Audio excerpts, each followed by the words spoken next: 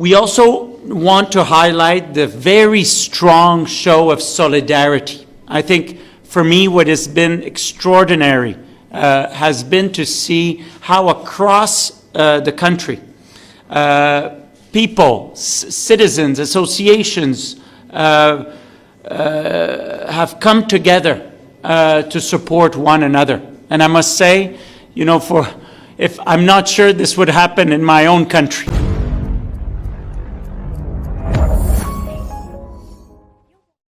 As it's of course for us, it's very important to start thinking about the impact, the damage that this cyclone has caused.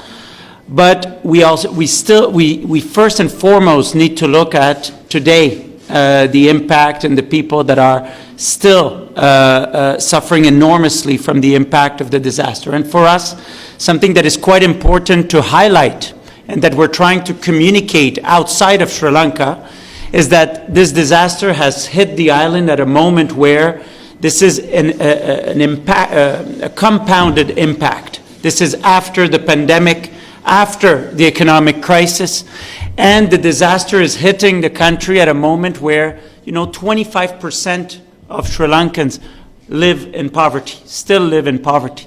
So the disaster, which usually affects the most vulnerable, the poorest, is coming on top of a lot of stress, a lot of anxiety, and so we need to be very conscious of this. This is not an isolated disaster.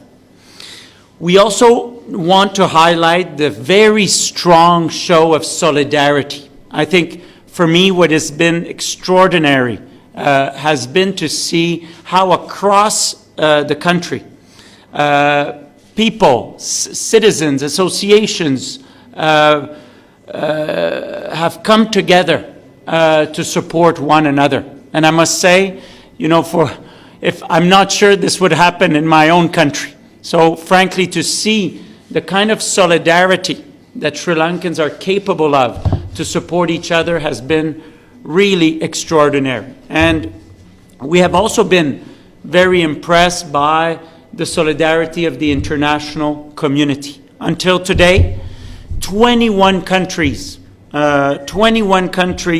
have, together with the United Nations, development banks, bilateral agencies, charitable societies, they have provided humanitarian funding, emergency teams, in-kind support, logistic services, and other type of support. And this is really an extraordinary show of solidarity towards Sri Lanka, but also demonstrates all the work and the depth of the relationships that Sri Lanka has built around the world, and that has built that over the years.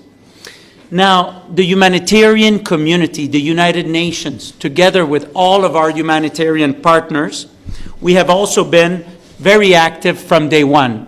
We have been on the ground from day one, supporting the national authorities, supporting the DMC, supporting the local authorities in responding to the disaster.